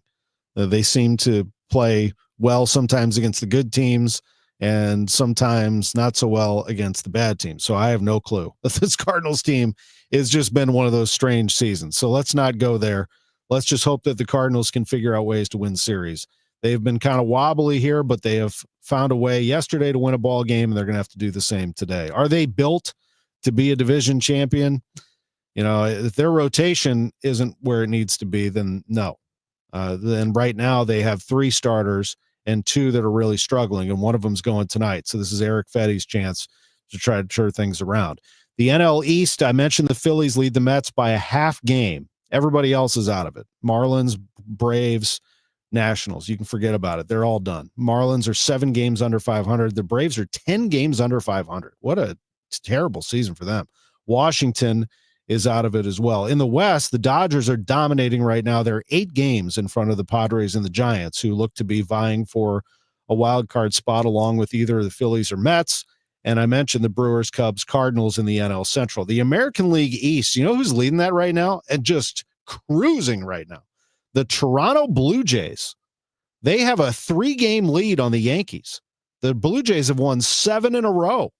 The Yankees have lost 6 in a row. They are just falling apart. And the Mets have been beating them up. Pete Alonso had a big day yesterday in that Subway Series win for the Mets over the New York Yankees. He homered twice and drove in 5 runs. Brandon Nimmo had a grand slam. Mets battered the Yankees 12-6. If you recall, I said I'm picking the Mets to win the World Series. They were just terrible here at the start of June, but they're starting to come alive again. And then in the American League, the other teams involved, the Rays, they're 7 games over. They're in it, 3 games back along with the Yankees in the AL East. The AL Central, it's a runaway for the Tigers. No other team above 500. The Tigers crushing the competition, 12.5 games up in the Central over the Twins. And in the West, it's all Astros, 7 games ahead of the Mariners in the AL West.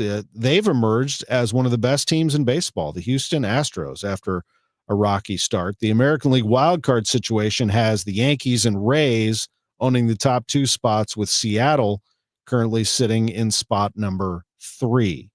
And it's a much clearer picture there. The Red Sox are 2.5 out of that last wildcard spot, and they're a 500 club. We'll take a break. We'll talk to Lutz Pfannenstiel, sporting director for City, next on KMOX. Concerned about where your retirement is heading? Is it on track to meet your needs and goals? Are taxes and inflation a constant worry? Well, you can join Jerry Means for What Retirement Means to You, powered by Means Financial Group, and find out how their team can help guide you to that retirement you've always dreamed of. Tune into What Retirement Means to You with Jerry Means, Saturdays at 3 on KMOX, the voice of St. Louis. More details at meansfinancialgroup.com. Hey, it's Matt Pauley telling you about i3 Broadband. You've heard me talk about them. They provide the internet in my home. I love them so much. The reliability is great. Let's talk about price for a moment, though. They've got an introductory rate at $19.99 a month for one of their service options. No bundle ever required. You're going to save $10 a month over the cable company. They've got great pricing on all of their different packages, going up to 8 gigs upload and download speed, always mirrored. See if they're available in your neighborhood. Put your address in at i3broadband.com. You are a successful electrical contractor, but you plus a dedicated team supporting your project from day one? That's taking your productivity to the next level. And Graybar can help you get there. Your relationships plus our relationships. Your capabilities plus our job site services. Your challenges plus our technical specialists. You alone can get the job done, but you plus Graybar, that's smart business. Yep, Graybar does that. Lifestyles Unlimited, the education and mentoring group with a roadmap and support to help you real estate retire. Having the consulting team, having other avenues within your whole system is what's made y'all successful. Everyone is there to guide you to be successful. So it's just up to you to get off the bed and do it. Do it. Take action today. Get educated now at Lifestyles Unlimited. Text the word radio to 88007. That's radio to 88007. Join for $297, a 60% savings. Lifestyles Unlimited. Text radio to 88007. Now, back to the Gray Bar Sports on a Sunday morning on 104.1 KMOX.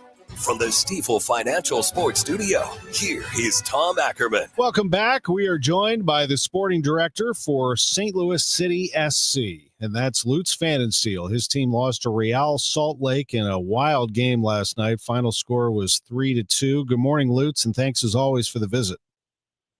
Good morning, Tom. That was a tough one, I know. A goal scored right away in the 6th minute. They were up 2-0 at half. Klaus gave you the goal to make it 2-1, but then just unable to capture things from there. How would you describe how that game went? To be honest, not a great first half. I think, the moments, the timing when we conceded very early on and then just before halftime was difficult to rebound. So that was a bad start for us. I think we created a few good chances in the first half as well, but defensively we didn't look great. I think the 2 goals they scored were 2 absolute bangers. To be honest, I mean the first goal was an absolute blinder. I think no goalkeeper in the world would have probably been close to that one, and even the second goal was pretty well taken. I think it was a good halftime talk by David Critchley and the coaching staff, and I think we came out pretty good. The goal from a set piece, a header from Klaus, I think put us back into the game, and I think it was a goal when I went back and forth for quite a few minutes till then again we got caught on the counter attack, and it was a bit unfortunate by Josh Yarrow, not really easy to defend. It's kind of he gets there first, and he might do an own goal, or he doesn't get there and the striker was right behind him, would have probably scored it. But then again, I think the moral was good, the attitude was good. We came back again from a set piece, and I think that last moment when we had another big chance by Klaus, who just missed that header on the back post, I think it would have been great for the boys to pick up that point. I agree, it was a bit wild, considering we had to play without any of our center backs and sixes. There's 8 players out, so it was again a complete new back line, and it's always difficult to get the boys together over the week. Like Michael Wenzel, who started last week, also on a very short notice, couldn't travel because of some slight injury, and it just made things difficult. But yeah, in the end of the day, it's another loss, and we need to win games. There was some positives. To be fair, we had. With Hazil Orozco, a young player from our second team starting. We had 2 of our homegrown players, Tyson Pierce and Mackay Joyner, coming on. I think that was good that the kids got some time out there as well. And looking forward now to the next home game again after being away. How did you think Orozco looked in particular?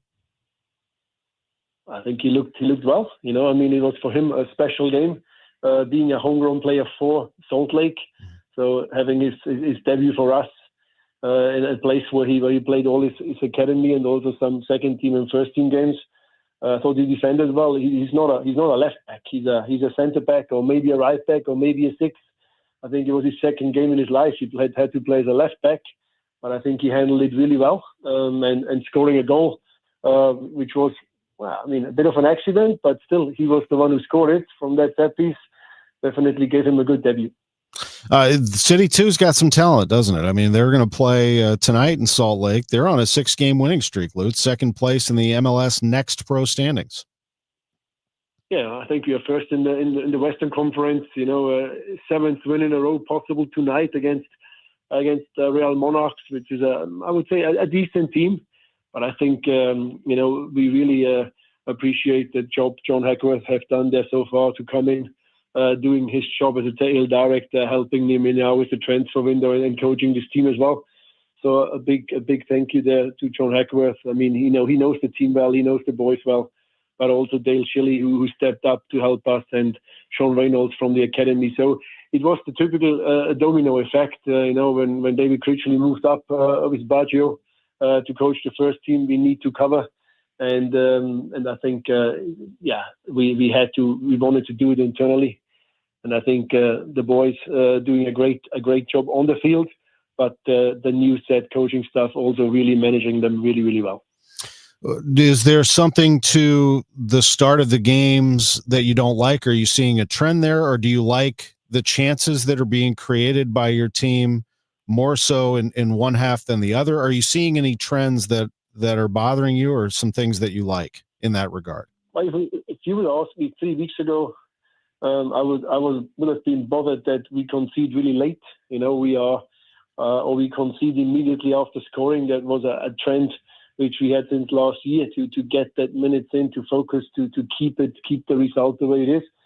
But now looking at the game against Orlando, where we haven't been yet on the field and we're 2-0 down. And the same thing now against Salt Lake, you know, just having a good talk, having a good warm-up, and everybody's really motivated and everybody wants to go out there and prove themselves. And like a Sunday strike, you know, a magic strike after a few seconds on the field just kind of messes up your match plan. I wouldn't really say that's a trend, Tom. You know, we had it against Orlando. I think it was the worst start we had into a game like around 10 days ago. Yesterday, it was this amazing strike from a young player, which you can't save and you can't really defend on the edge of a box. So I'm more about that we're settling down once we score, that we can hold on to a lead, and that we focused in the last 15 minutes of the game not to concede anymore. I think that's more the things I pick up. I picked up on this quote from Klaus. I was going to read it to you. I like personally this kind of fire. You want to see this sort of passion coming from your best players, really from anybody, but certainly of someone who's led the way here for the last few years for you. He talked about enjoying this coaching staff and having good ideas and a lot of energy. He said, I really enjoy the way we play. He said, we have everything that we need. We have the fans behind us every single game. So what? What more do we need to be motivated every single day? We do what we love. We live in an amazing city with amazing fans behind us. We have an amazing facility. We have an amazing stadium. I mean, like what? What do we need more? That's from Klaus, who basically is saying, Lutz, that they just have to be more consistent in what they do every day. Yeah, and I mean, it's great to hear, you know, from a player like Klaus, and I can't agree more. I mean, you know, people still support us, and we have, I think the ownership gave us the best possible facility, world-class facility we have, and everything we need. And I think it's great that the players really appreciate that. But, you know, when Saturday comes, yeah, I mean, the motivation is there. And I think nobody who watched the game yesterday for 90 minutes can say that the players looked tired, or the players didn't look willing, or the players didn't look motivated, because I think they fought till the 97th minute every second of the game. But also, to be fair, if you're having 5 of your starting centre backs out, plus Edu plus Durkin, which are kind of in the heart of midfield, 2 of our most important players in the last 3 years, then I need to respect the players who are coming up and stepping up and doing a good job. I mean, yesterday in center midfield, Thomas Ostrak and Wallem, that's not typical sixes. That's a winger and a wing back playing on a position they hardly ever played in their life, and they still manage to do a good job. And I think that is what we have to build on. We know we have to get the players back. And like for me, honestly, like what stood out yesterday was Tyson Pierce coming on as a young international player playing for the United States youth national team. And you saw when he came on, the first few minutes, he was worried. He was, that's my debut.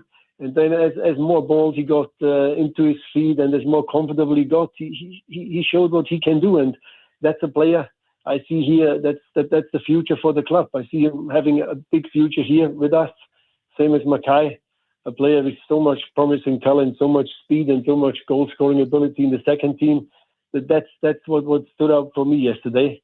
And it was.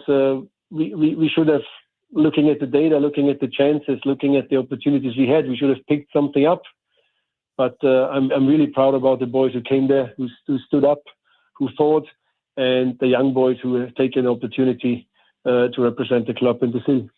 You will be taking on Portland on Sunday night, 6 o'clock Central on Y98 FM. A little Sunday night soccer for you. Energizer Park hosted the United States men's national team this past week, and now City will be back in there for some Major League Soccer. Lutz Pfannenstiel, always appreciate your visits on KMOX. Thank you for your time. Thanks so much. Always good to hear from Lutz. We will take a break. When we come back, John Mozeliak, Cardinals president of baseball operations, with us on Sports on a Sunday morning from the Stiefel Sports Studio. KMOX Weekend at your service, sponsored by Air Comfort Service Heating, Cooling, and Insulation. Two legendary bands, one epic night, Collective Soul, and Live are bringing the rock to St. Louis. Catch their summer unity tour at Hollywood Casino Amphitheater July 17th with special guest Graylin James Rue. Don't miss your chance to hear such hits as Shine, December, I Alone, and All Over You. Collective Soul and Live. Tickets can be found at Ticketmaster.com. For more info, KMOX.com/events. Hi, I'm Jim Brennan with McKelvey Homes. All good things must come to an end, and this is your last chance to move to the Preserve. Choose for one of our 6 move-in ready market homes or our magnificent Turnberry display at Mackenzie and Watson Road. Enjoy the many trails, lakes, and loads of wooded common ground at this terrific location. Take advantage of the tremendous savings and special 5.5% 30-year fixed financing on select homes. Visit McKelveyHomes.com and move up to McKelvey.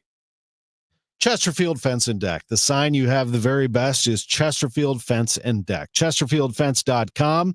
Love the folks there. 1968 is when they started with patios and sunrooms and pergolas and retaining walls, fences, and decks. They've expanded their business to their great customers through the years who say good things about them, the materials, the people. You can't run a business that successfully for that long without getting great customer feedback. And that's exactly what the folks who go to Chesterfield Fence and Deck say. Go to their showroom, actually, the one in Chesterfield Valley. You'll love walking through their really neat room. It's big. It's like walking through a neighborhood where you see everyone's different setup. Sunrooms, patios. I saw a grill, outdoor kitchen setup that had me very envious. I wouldn't mind a little bit of that. Maybe I'll take another look at that, swing by there. Or you can just go to ChesterfieldFence.com and see it for yourself. Chesterfield Fence and Deck. Mention me, Tom Ackerman. Receive 48 months interest-free financing on your next outdoor project. ChesterfieldFence.com. Attention. Have you racked up $10,000 or more in credit card debt? Are you barely getting by making minimum payments? With credit card debt reaching all-time highs, National Debt Relief is notifying consumers about significant debt relief options currently being made available to help those with overwhelming credit card debt. These options may reduce a large portion of credit card debt for those who qualify. You don't need to declare bankruptcy or take out a consolidation loan, and you may only have to pay back a fraction of what you owe, even if you have bad credit. National Debt Relief has already reduced the credit card debt for more than 550,000 consumers. So don't wait. If you owe $10,000, $20,000, or even $100,000 in credit card debt, you can now take advantage of this financial debt relief as the cost of living continues to skyrocket. To check what debt reduction you may qualify for, Call 800-207-4545. That's 800-207-4545. Once again, that's 800-207-4545. Are moles tearing up your yard? Don't let these lawn invaders turn your beautiful property into a mess. Rottler Pest Solutions offers professional mole control services to protect your lawn from damage. Visit Rottler.com today to schedule your free inspection. Summer is here. Time to enjoy baseball, barbecues, and the shade of your trees. When it comes to tree care, call the certified arborist at Gamma Tree Experts. Hi, I'm Tim Gamma. Protect your valuable trees from storm damage or devastating insects such as the emerald ash borer. Knowledge and quality are hallmarks of our reputation. For pruning, spraying, fertilization, or removals, call Gamma Tree Experts today at 314-725-6159 or visit us at gammatree.com. Your trees deserve the best care. Now, back to the Gray Bar Sports on a Sunday morning on 104.1 KMOX. From the Stifel Financial Sports Studio, here is Tom Ackerman. With one out, the pitch, the runner goes from first. There's a long one. Left field. It's a goner out of Wrigley Field. Joel Pozo with a pinch 3-home run. Unbelievable. John Rooney with the call on KMOX. What a moment that was. Cardinals win the game 8-6. Joel Pozo with the bomb onto Waveland. Joining us is the Cardinals president of baseball operations, John Mozeliak, who I'm sure had a smile as that ball soared into the air. What a clout that was, Mo. Good morning. Good morning. And absolutely. It was, you think about, first off, the week we've had, and then to see that game feel like it might be slipping away, and then to have that big inning, but huge swing. You're just hoping you get something in the outfield to get that run from third, but then, puts it into the street, which was like super cool. Yeah, it was. Pozo, I asked you a while back, where do you find this guy? I mean, there's something special about him. His story, first of all, but also the way he makes contact and delivers in the clutch, cold off the bench. It's not easy to find those guys who not only do that well, but accept and love that role. Yeah, I give John Hooch a lot of credit for bringing him in to add depth to our, catching lineup, especially when we were thinking about what we had at AAA. And then as you know the story, and midway through camp this year, we just really weren't all that excited about what we were seeing from the backup roles there. And so then we brought him into camp, and, needless to say, he made an impression with our major league staff, really from more of a defensive standpoint. But obviously just the way he approaches his at-bats are been really fun to watch. Very aggressive hitter, right? Isn't going to be someone that walks a lot, puts the ball in play, so that bat-to-ball skill's real. And, he's had some big hits for us, and it's just great to see. Speaking of bat-to-ball skills, Thomas Saggese, talk about coming in at the last moment. We learned that Nolan Arenado can't play, scratched, shoulder impingement, so here comes Saggese. He comes through with the big hit. Saggese needed it, too. He'd had a dry spell there. Yeah, he's been struggling a little bit at the plate. He, too, is one of those very aggressive type of hitters, doesn't take a lot of pitches. Is trying to put the ball in play.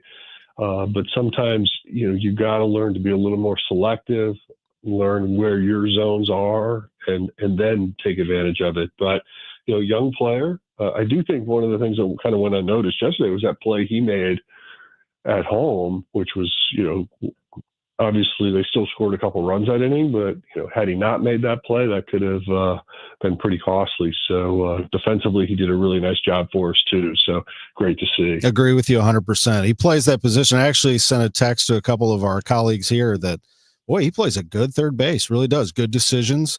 I mean, Nolan Arenado is one of the best of his generation, of course, but what a nice thing to have. How is Nolan? What any updates on his shoulder? No, as you know, we played a night, so no one's even close to the ballpark yet. Probably have a better idea of where he's at sometime later today. The Cardinals also received, there was so much in this game. Gorman with his big hits and his home run, Burleson with a home run. Matt striking out Pete Crow Armstrong was massive, and hanging in there, backing up Libby, Steven Matz with a big moment there as well. There was so much to unpack from that game. Like Ollie and I were hanging out last night after the game for a little bit, and it was just a very intense game. Like it was a slow-paced game, a lot of pitches thrown.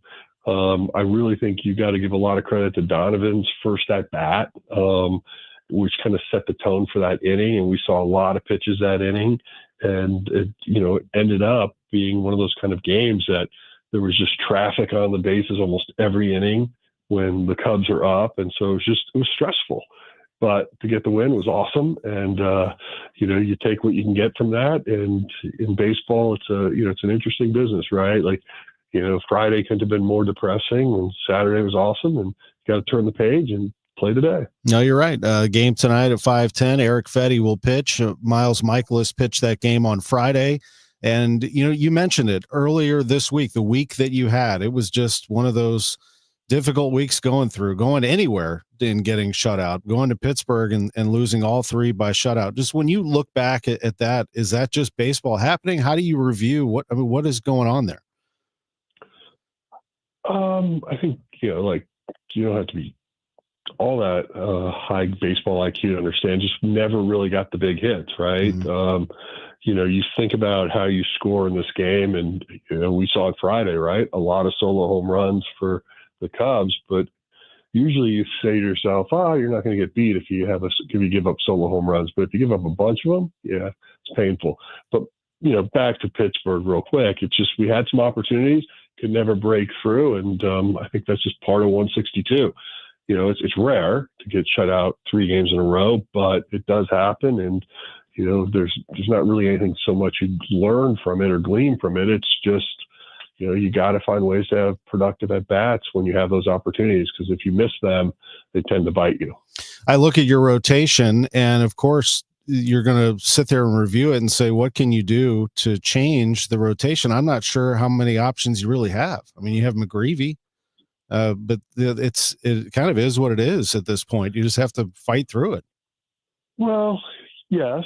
And hopefully the guys that are struggling right now, when they take the ball, they can start making some adjustments, depending on how that goes. But you're right. McGreevy is lurking, and, we can only not hold it. We can only hold him down so long. So at some point he's going to get an opportunity.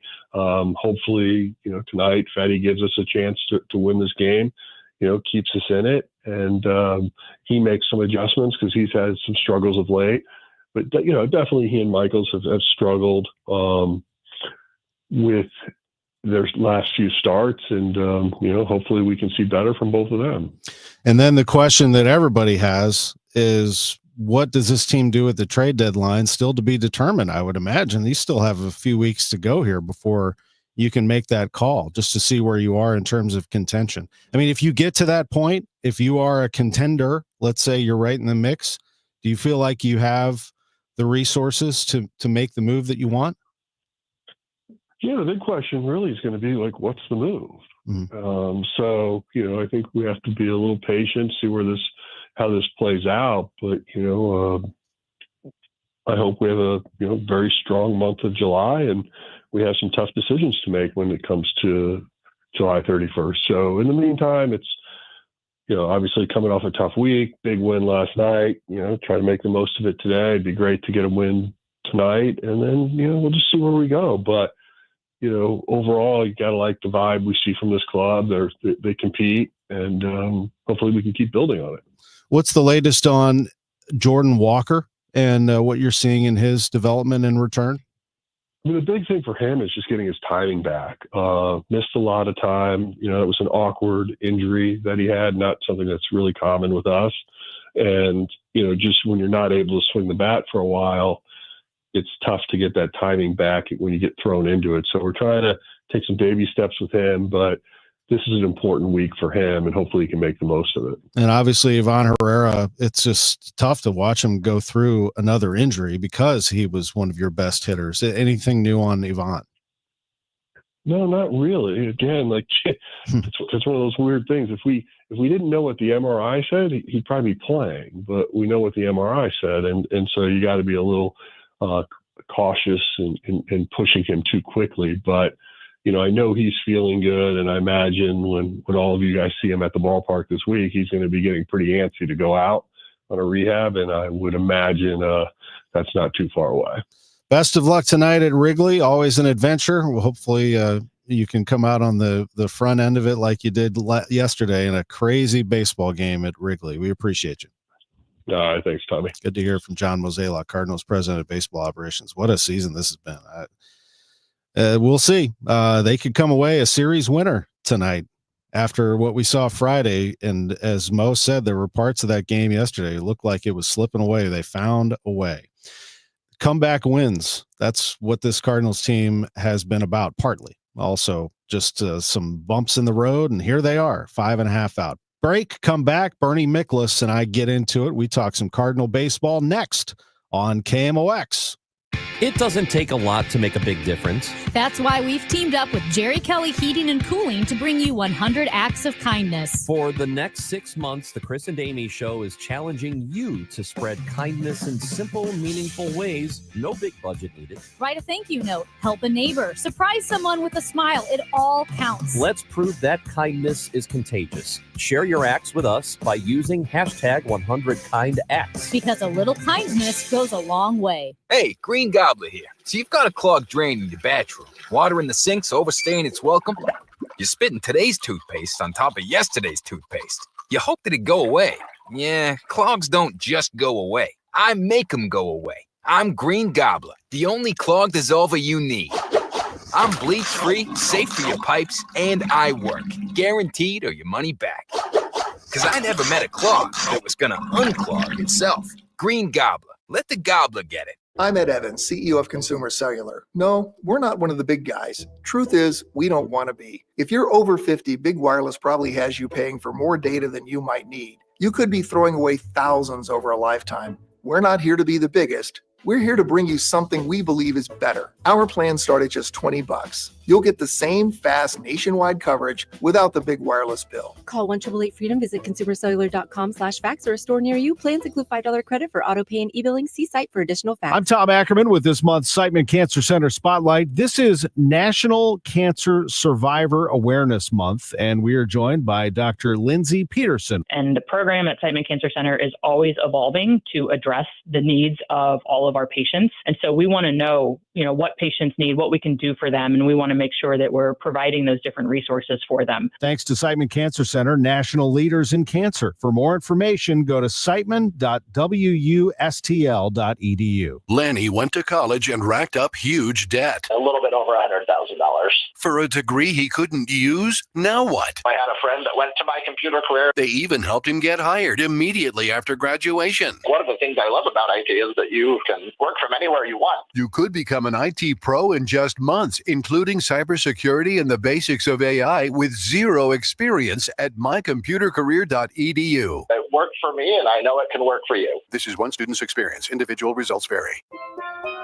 Here at the Almond Joy Factory, where tropical vibes abound, we use soft, fresh-tasting coconut. The crunchiest almonds and delicious chocolate candy. Ah, but do you know what our most important ingredient is? Sometimes you feel like a nut. Sometimes you don't. Almond Joy's got nuts and something even way better than that. Yes, Almond Joy is made with almonds and joy.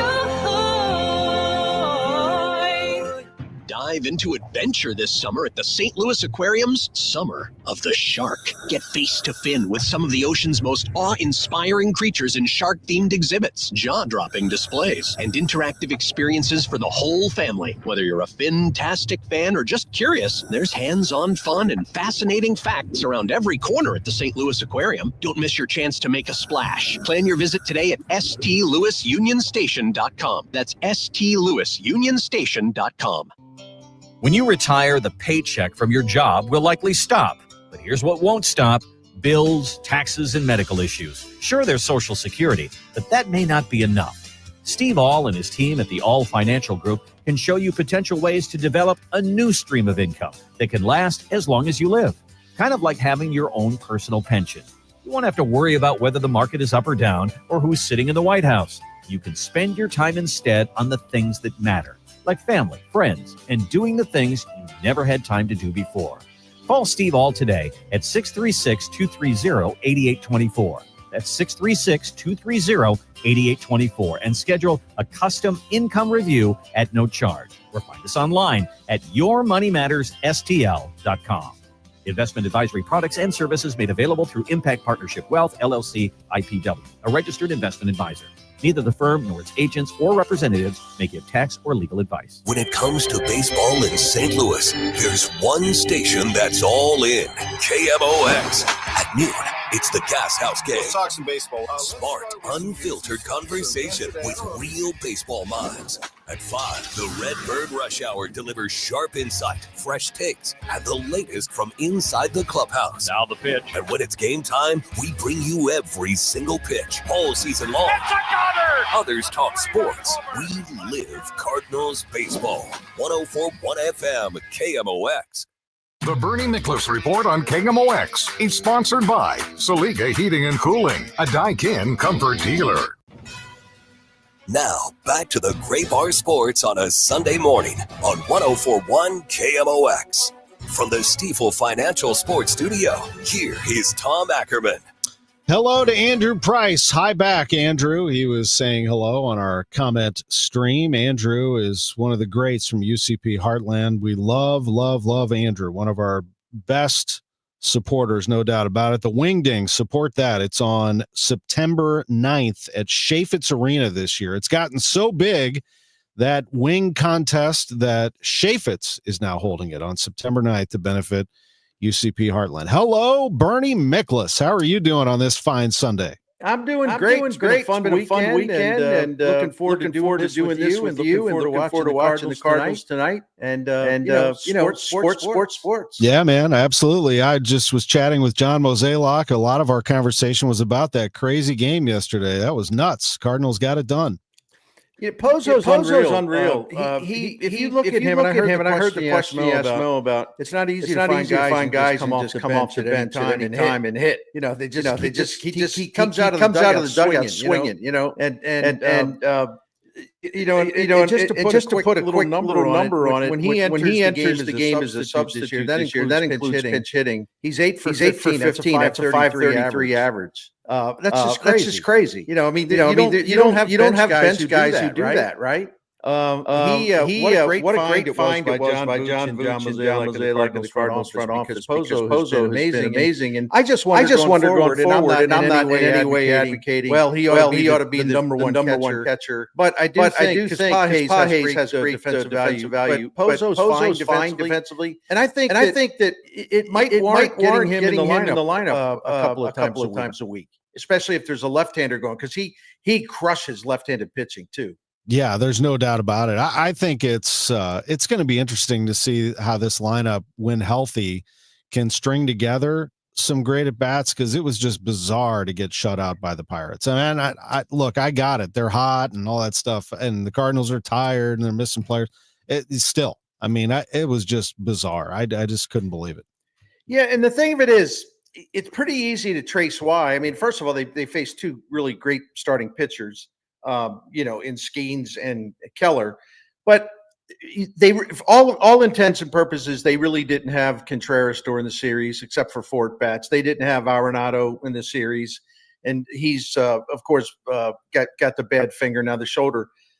But here's the deal: they were terrible with runners in scoring position. All right, they had the 2 guys banged up that I just mentioned. And then if you look down the lineup, and I'll just read this really quick. It's simple. Donovan 2 for 11, 5 strikeouts. Wynn 2 for 11, 3 strikeouts. Nootbaar 1 for 6. Burleson 1 for 10. Gorman was 1 for 11 with 4 strikeouts. Scott was 2 for 10. My point being, if you can't hit with runners in scoring position, you're in trouble. If you get shut down to an extent by 2 really good starting pitchers, you're in trouble. If you're missing 2 key guys, Contreras and Arenado, that's more trouble. But then the guys you have to count on, the guys that are going to carry you, let's face it, are Donovan, Wynn, Nootbaar, Burleson, Gorman, and to a lesser extent Victor Scott offensively. Those guys all had brutal series in Pittsburgh. So if you look at it in that way, it's not that mysterious. You can't have all those guys in the lineup, especially with Arenado and Contreras out, you just can't have all of those guys have bad series because you're going to get nowhere, right? Yeah, I mean, to have them all, post zeros at the same time is just crazy. Now, yeah. Here's the other thing is that, it's obviously not ignored the starting pitching. And you heard my question to Mo about that. And he mentioned that McGreevy is lurking. There has to be a point where you make the move. You get McGreevy permanently in this rotation. One of them, maybe you could solve it at the deadline. Maybe you can't. There's not much more else unless you were put Steven Matz in the rotation. But he showed what he can do in a relief role yesterday. You probably have to stretch him out a little bit, but not too much because he's been pitching multiple innings in relief. But listen, they can't go on like this. If they really want to try to get in the postseason, and they're still in good shape with the wild card. Fetty in his last 8 starts, the team is 0-5, and he's got actually the team is 2-6, and he's got a 6.02 ERA. You go to Miklasz, his last 7 starts, he's got a 7.75 ERA. And what I did, Tom, is I went back to late May. And if we look at their last 15 starts combined, the team is 5-10. I mean, so think about all the games that are almost. This sounds rash. You know what I mean? I can't think of a better word. It's almost like you're forfeiting, a bunch of games because it feels that yeah, way. Yeah, because those guys are getting getting you down way behind in games. And the Cardinals are a great comeback team, but we got to be reasonable about it. I mean, you can't get down 6-0, 7-0 and come back. So something's got to give. You cannot have 2 guys of that caliber in your rotation. Now, some people, and I understand, would say, well, you shouldn't have one guy like that in your rotation. I get it. But realistically, could they – McGreevy, in my opinion, should already be here. And if this is a runway season, he should be here because there's no one pitching that well. I'm talking about Miklasz or Fetty. No one pitching great enough to where you say, well, there's really no room for him. You better believe there's room for him. The other thing is your idea about Matz, and I wonder why that hasn't gotten more currency. I think maybe they consider him to be really valuable in relief, and there's a point to be made there too. So, yeah, listen, if their starting pitching is not, if you're going to have Gray and you're going to have Liberatore, and then Pallante, to his credit, has been really good for the last 5 starts or so. But you're going to have those 2 guys at the top, then Pallante. The back end of your rotation has got to be competitive. I'm not saying they got to be Tom Seaver and Bob Gibson. They've got to be competitive, though. And these 2 guys, frankly, have not been competitive. Yeah, I mean, nothing. You know me as being Mr. Positive, and I'm pretty chill when it comes to sports. I love sports, but nothing gets my blood boiling. Maybe when Indiana loses to Purdue, then these guys, pumping their hands up in the air at Wrigley Field and just taking batting practice against the Cardinals. I mean, it's just brutal. I mean, Friday was very, very difficult for them to come back and win Saturday. I give them credit because Friday was brutal. Yeah, that was a huge win yesterday because I thought going in, I told Matt Pauley that the other day, 4th of July when I did 12 o'clock to 12:25 with Matt Pauley. And I said, look, the game they absolutely have to get is the middle game because I don't like their chances with Miklasz and I don't like their chances with Fetty. And I think they can win that game with Liberatore. And Liberatore turned the lead over to the bullpen, and it was just one of those days. But I don't know about you, and I hear you, man. You're an optimist, and that's cool. But I don't know about you. When the Cubs came back and took that lead, 5-3. I was thinking, man, I thought they were going to get this one. This is bad. Bad. And then the 8th inning happened, and that was extraordinary. That was just great stuff. It really was. And there's a couple of questions coming in here. We brought up the Matz thing in the rotation. We'll see. And I agree with that. That's from Wes for our radio listeners. He said, thanks for bringing up Matz in the rotation, Bernie. Please keep harping on that, especially when you look at Cubs versus lefties. And I agree. It's the first thing I thought of yesterday when I'm watching it. Why can't Matz be stretched out to join? And then, Verlis says Matz was so pissed yesterday after giving up that homer. It was good to see. I agree also. When he was shouting into his glove going into the dugout, that's the fire you want to see. Remember when Matz a couple of years ago, when they moved him into the bullpen, and they said, what do you think? He goes, I don't know. I'm neutral about it. I'm like, neutral? Yeah. I mean, let's get angry. Don't you want to be in the rotation? So it was good to see him. By the way, what he did to Pete Crow Armstrong was just perfect. He breaking ball inner half, hits him far and away with 2 fastballs, game over. That's the Steven Matz you want. Yeah, and I don't think it's this big long stretch to think of him getting back in the rotation. But what I do think is, quite frankly, I do think that Fetty's already been made available in the trade block. I don't know. Frankly, I have no idea what the interest would be, but you never know.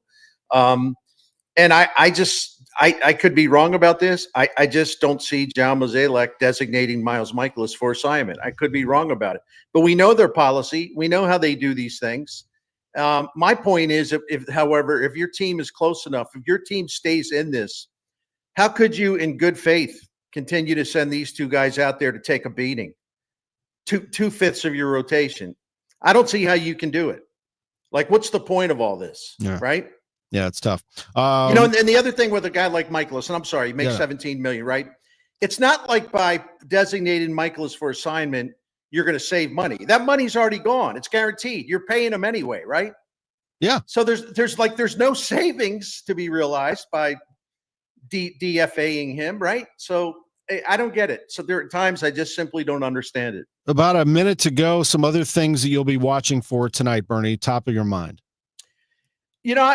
Some of the guys. Well, first of all, here's what I would say about this matchup tonight. Matthew Boyd's really, really, really good. So I would go into this game thinking, listen, the offense, there's no shame in getting shut down by Matthew Boyd. He's having a great year. But that's why Ollie Marmol has got to be really, really, really quick to not let the game get out of hand early. In other words, what I'm saying is, if Fetty's not good at the beginning and the Cubs get a couple runs, I'm sorry, he's got to go. You go to your bullpen early. You got the off day tomorrow. You turn it into a bullpen game. Ollie can't sit there and watch this game become like 5-0 early. Because it's over at that point. Yeah, he can't use the burning up the bullpen explanation this time. No, he's got a playoff game. He's got to be very, very aggressive. A lot of urgency. Yep. It's going to be a good one. It's Cards Cubs. It's a 5-10 start. Bernie Miklasz, sponsored by Saliga Heating and Cooling, a Daikin dealer, and SaligaHeatingandCooling.com to learn more. Appreciate you. Always good to talk to you. See you, brother. We will pause for the noon news. And again, Joe Pott will be with you at 4:15 for pregame right here on the Voice of the Cardinals, 104.1 FM KMOX. Your home sold guaranteed, or I'll buy it. Hi, I'm Gloria Liu, broker owner at Your Home Sold Guaranteed Realty.